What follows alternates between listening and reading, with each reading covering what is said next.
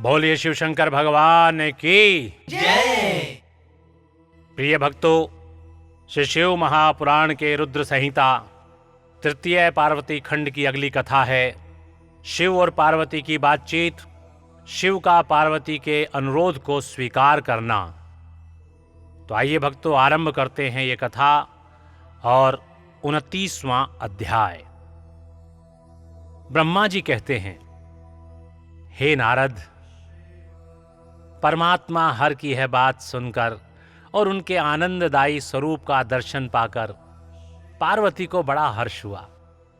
उनका मुख प्रसन्नता से खिल उठा। वे बहुत सुख का अनुभव करने लगी। फिर उन महासाध्वी शिवा ने अपने पास ही खड़े हुए भगवान शिव से कहा। पार्वती बोली, हे देवेश्वर, आप मेरे स्वामी हैं। प्रभु, पूर्व काल में आपने जिसके लिए हर्षपूर्वक दक्ष के यज्ञ का विनाश किया था, उसे क्यों भुला दिया था? वे ही आप हैं और वही मैं हूं। देव देवेश्वर, इस समय मैं तारकासुर से दुख पाने वाले देवताओं के कार्य की सिद्धि के लिए रानी मेनका के गर्भ से उत्पन्न हुई हूं। हे देवेश, यदि आप प्रसन्न हैं और यदि आप मुझ पर कृपा करते हैं तो मेरे पति हो जाइए। ईशान, हे प्रभु, मेरी यह बात मान लीजिए। आपकी आज्ञा लेकर मैं पिता के घर जाती हूं। अब आप अपने विवाह रूप परम उत्तम विशुद्ध यश को सर्वत्र विख्यात कीजिए। हे नाथ, हे प्रभु, आप तो लीला करने में कुशल हैं। अतः मेरे पिता हिमवान के पास चलिए और याचक बनकर उनसे मेरी याचना कीजिए।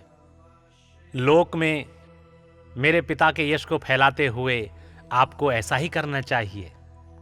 इस तरह आप मेरे संपूर्ण गृहस्थाश्रम को सफल बनाइए। जब आप प्रसन्नतापूर्वक ऋषियों से मेरे पिता को सब बातों की जानकारी कराएंगे, तब मेरे पिता अपने भाई बंधुओं के साथ आपकी आज्ञा का पालन करेंगे। इसमें संदेह नहीं है। जब मैं पहले प्रजापति दक्ष की कन्या थी और मेरे पिता ने आपके हाथ में मेरा हाथ दिया, उस समय आपने शास्त्रोक्त विधि से विवाह का कार्य पूरा किया था। मेरे पिता दक्ष ने ग्रहों की पूजा की, अतः उस विवाह में ग्रह पूजन विषयक बड़ी भारी त्रुटि रह गई थी। इसलिए प्रभु, हे महादेव, अब की बार देवताओं के कार्य की सिद्धि के लिए आप शास्त्रोक्त विधि से विवाह कार्य का संपादन करें। विवाह की जैसी रीति है उसका पालन आपको अवश्य करना चाहिए। मेरे पिता हिमवान को यह अच्छी तरह ज्ञात हो जाना चाहिए कि मेरी पुत्री ने शुभ कारक तपस्या की है।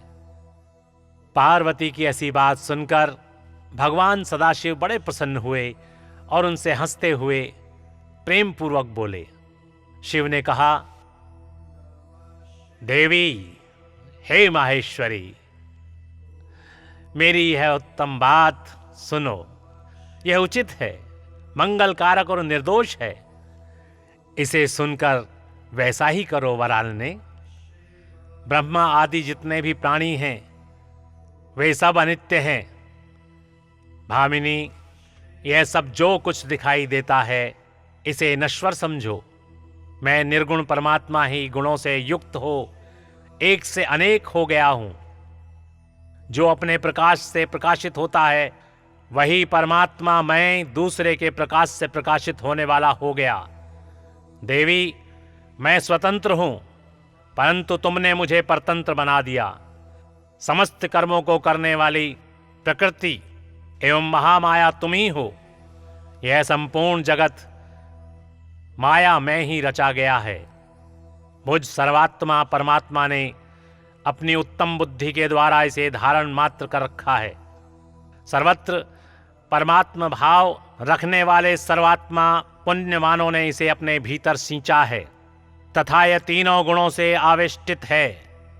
हे देवी, वर वर्णिनी कौन मुख्य ग्रह है, कौन से ऋतु समूह हैं अथवा कौन दूसरे दूसरे उपग्रह हैं। इस समय तुमने शिव के लिए क्या कहा है, किस कर्तव्य का विधान किया है।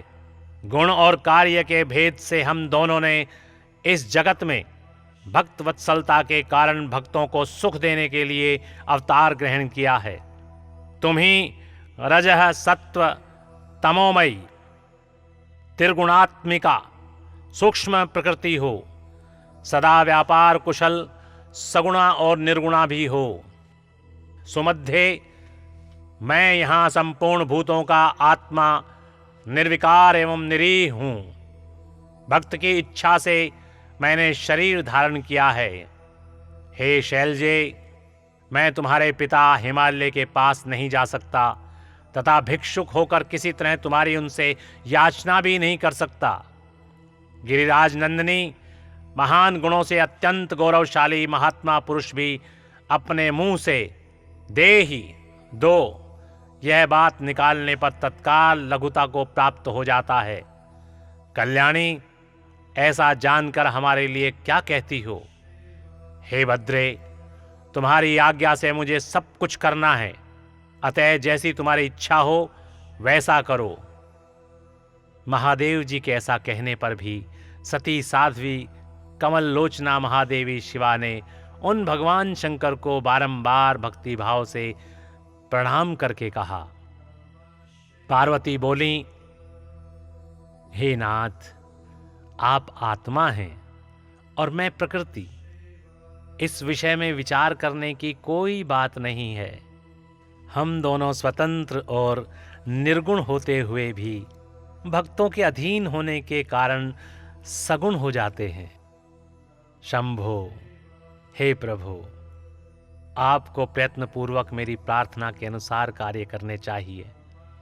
हे शंकर, आप मेरे लिए याचना करें और हिमवान को दाता बनने का सौभाग्य प्रदान करें। हे महेश्वर, मैं सदा आपकी भक्ता हूं, अतः मुझ पर कृपा कीजिए। नाथ, सदा जन्म जन्म में मैं ही आपकी पत्नी होती रही हूं।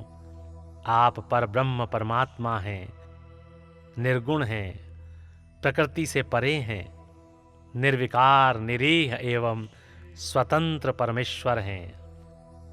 तथापि भक्तों के उद्धार में संलग्न होकर यहाँ सगुण भी हो जाते हैं, स्वात्मराम होकर भी लीला विहारी बन जाते हैं, क्योंकि आप नाना प्रकार की लीलाएं करने में कुशल हैं। महादेव, हे महेश्वर, मैं सब प्रकार से आपको जानती हूं। हे सर्वज्ञ, अब बहुत कहने से क्या लाभ। मुझ पर दया कीजिए, मुझ पर दया कीजिए नाथ। महान अद्भुत लीला करके लोक में अपने सुयश का विस्तार कीजिए, जिसे गा गा कर लोग अनायास ही भवसागर से पार हो जाएं। ब्रह्मा जी कहते हैं, हे नारद, ऐसा कहकर गिरजा ने महेश्वर को बारंबार प्रणाम किया और मस्तक झुकाकर हाथ जोड़ वे चुप हो गई।